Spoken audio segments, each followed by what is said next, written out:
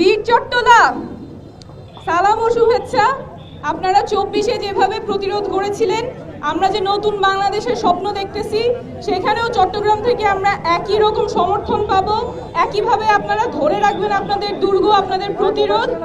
আমরা আজকে আপনাদের সাথে কথা বলতে আসছি। আমরা নতুন বাংলাদেশ কেমন চাই, কেমন সংস্কার চাই, নতুন সংবিধান কেমন চাই, যাতে বাংলাদেশটা শুধুমাত্র যারা ক্ষমতায় আছে তাদের না হয়, বাংলাদেশের জনগণের হয়। ক্ষমতায় যারা থাকবে শুধুমাত্র তাদের জবাবদিহিতা কিছু গোষ্ঠীর কাছে যাতে না হয়, সাধারণ মানুষের কাছে যাতে, যারা ক্ষমতায় থাকবেন, যারা সরকারে থাকবেন, যারা বিরোধী দলে থাকবেন, তারা যাতে সাধারণ জনগণের কাছে জবাবদিহিতা তাদের নিশ্চিত করা যায়। সেই রকম একটা বাংলাদেশ আমরা চাই, যেখানে পুলিশ বা প্রশাসন যদি অন্যায় করে, জনসাধারণ তার ন্যায্য বিচার পাবে।